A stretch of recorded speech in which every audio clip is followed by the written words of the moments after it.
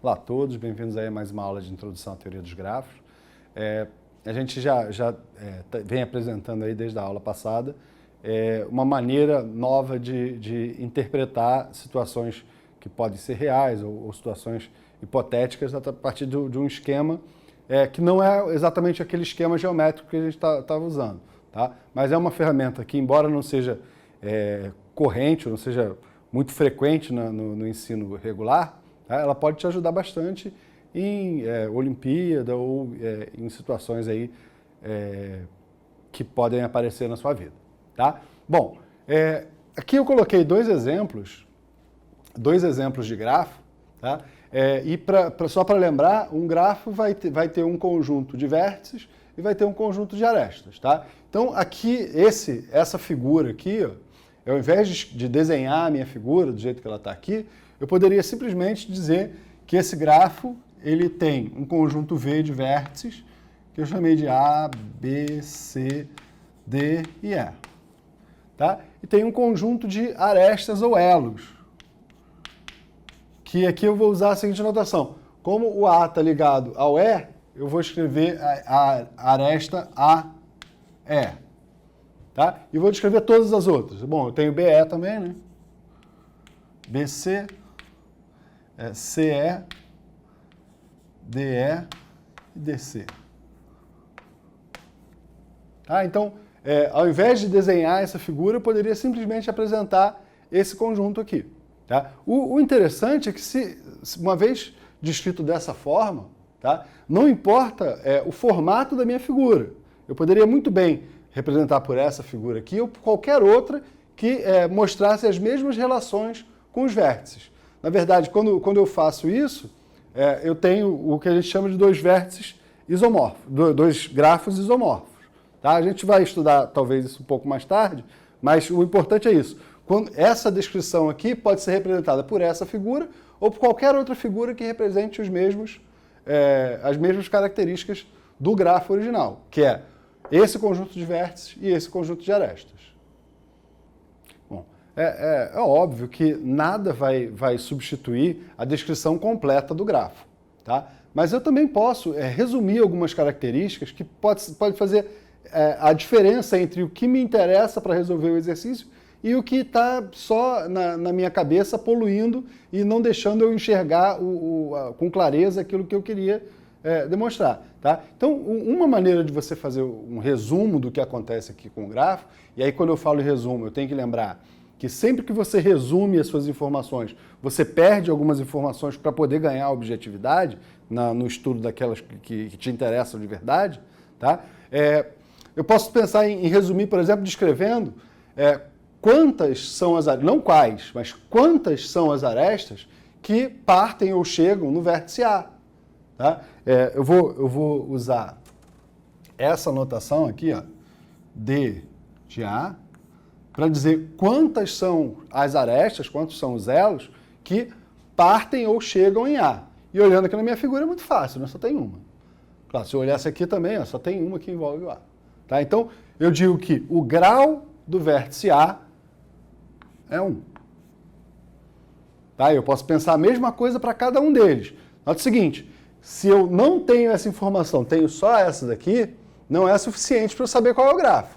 Tá? Mas talvez, sabendo quantas arestas chegam ou quantas arestas saem de um determinado vértice, tá? Eu consiga observar outras coisas que com a figura inteira, não é que seria impossível, mas que teria muitas informações poluindo o meu raciocínio ou a estratégia que eu poderia traçar para resolver o problema que eu quero. Tá? Então, aqui está o grau de A, eu poderia ver aqui quem é o grau de B, por exemplo. Quem seria o grau de B? Eu olho aqui para o vértice B sai 1, 2 arestas. Então, grau de B, 2. Tá? Eu posso olhar para o grau de C. O grau de C parte 1, 2, 3 arestas. O grau de D é igual ao grau de B, 2. Cai para cá. E o grau de E vai ser 4. Parte 1, 2, 3, 4.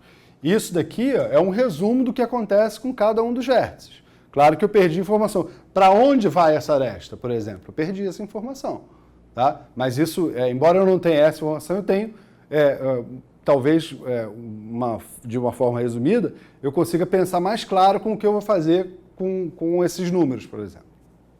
Tá? Você pode, só para praticar, eu acho que seria interessante, tá? Você pegar um outro gráfico qualquer e tentar fazer a mesma descrição que eu fiz, tanto descrevendo quem é o conjunto dos vértices, quem é o conjunto de todas as arestas, para você ter para pegar mais proximidade do elemento que você está estudando agora, da ferramenta que você está estudando agora, e fazer também a descrição do grau de cada um deles, tá? Olhar aqui para o vértice A, vértice B, vértice C e dizer qual é o grau de cada um deles. Seria legal para você ir pegando mais intimidade com essa ferramenta. Bom, eu vou agora mostrar para você como aquele resumo que eu falei, pensando só no grau do vértice, pode ajudar a gente a resolver exercícios, como o exercício que a gente propôs logo na primeira aula, o exercício na aula de introdução, que era o problema das pontes de Königsberg. Tá? Se você olhar lá na aula passada, ou se você relembrar, o gráfico que representava a situação era essa daqui. A situação era um rio, duas ilhas, uma margem de um lado, uma margem do outro, e pontes ligando essas regiões. Tá? Então, cada aresta daqui corresponde a uma ponte ligando uma região a outra. Uma região, outra região, outra região, outra região. Cada aresta corresponde a uma ponte. O problema consistia em sair de uma determinada região, tá? Passar por todas as pontes exatamente uma vez e voltar até a região de onde eu tinha partido. Tá? E a pergunta era como fazer isso ou se isso não era possível. Tá? E a gente vai exatamente usar a ideia do resumo que eu falei, de contar os graus dos vértices desse gráfico, para poder dar uma resposta a esse problema. Só para facilitar aqui, então, eu vou dar nomes a esses vértices, vou chamar esse daqui de A, esse daqui de B, esse daqui de C e esse daqui de D. Tá? Bom, antes de eu descrever ali, vamos pensar no seguinte. Eu quero passar por cada ponte exatamente uma vez, eu não quero passar pela mesma ponte duas vezes, e eu quero voltar ao vértice que eu tinha inicialmente. Tá? Então, eu posso pensar, por exemplo, em saio de A, passo por B, depois venho para C, depois eu volto para B. Não tem problema eu voltar para o B, eu só não posso voltar para o B pela mesma ponte que eu fui. Tá? Isso seria uma análise do que eu tenho que fazer, que poderia ser feito muito bem com a figura. Tá certo? Mas, se por outro lado, eu olhar aqui, por exemplo, o grau do vértice A. Bom, o grau do vértice A. Do vértice A sai uma ponte, duas pontes, três pontes.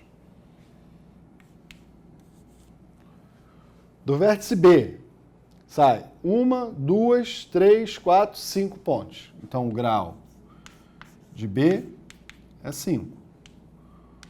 O grau de C é 3 e o grau de D é 3.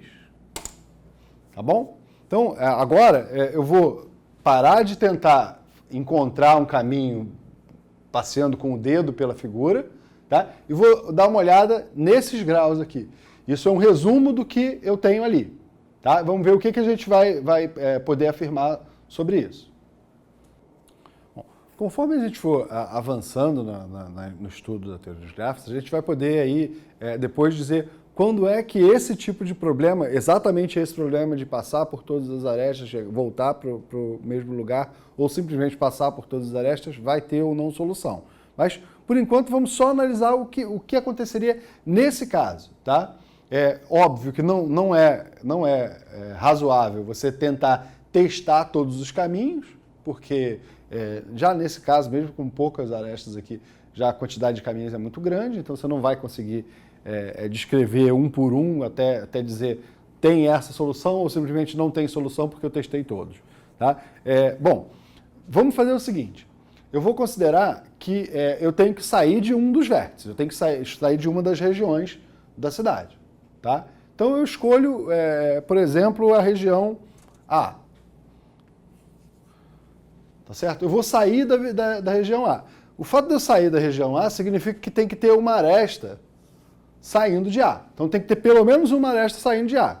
Senão, se ela estivesse isolado, eu não conseguiria começar o problema. Tá? Outra coisa, eu teria que ter, como eu tenho que voltar para o vértice A, eu teria que ter uma aresta voltando para A. Então, de A teria que partir pelo menos duas arestas, ou em A teria que chegar pelo menos duas arestas. E mais do que isso, não importa a quantidade de arestas que eu tivesse de A. Aqui está o A. Sempre que eu tiver uma para cá, eu tenho que ter outra voltando. Sempre que eu sair do A, eu tenho que ter uma voltando para o A. Então, ó, se eu criasse outra aresta saindo do A, eu teria que ter outra voltando para o A. Porque esse é o objetivo, é voltar para onde eu comecei. Tá? Se eu tivesse outra aresta saindo do A, eu teria que ter outra voltando. Ora, isso me pede que a quantidade de arestas que incidem em A seja uma quantidade par, ou seja, que o grau de A seja par. E se a gente olhar para os graus de todos os vértices desse grafo, tá? Olha o que vai acontecer. A, por exemplo, não pode ser ponto de partida, porque se ele fosse ponto de partida, ele teria que ter vértice par, o grau par. Tá? B também não pode ser a cidade de partida, porque se fosse cidade de partida, ela teria que ter grau par. A mesma coisa, o mesmo argumento serve para o C, o mesmo argumento serve para o D. Ou seja, eu não tenho nenhuma região, nenhum vértice desse grafo que possa ser o ponto de partida do meu caminho. Por quê? Se ele fosse ponto de partida, ele também teria que ser ponto de chegada. Isso faria com que cada aresta de saída, cada ponte para a saída da região escolhida como começo, teria que ter uma ponte de chegada. E isso vai fazer com que o grau do vértice que eu estou considerando tenha necessariamente que ser par. Tá? Então, para esse exercício, é muito fácil você mostrar que ele não tem solução. Tá? Ele não tem solução porque nenhum desses vértices do grafo que eu construí a partir da situação que foi descrita no enunciado, tá, tem grau par. Grau 3, grau 5, grau 3, grau 5. Se eu tirasse uma ponte, aí talvez a situação mudasse completamente. A gente pode depois aí analisar um exercício das pontes de Königsberg com uma ponte destruída, ou com duas pontes destruídas aí. Mas isso aí fica para outra aula. Tá? Até a próxima.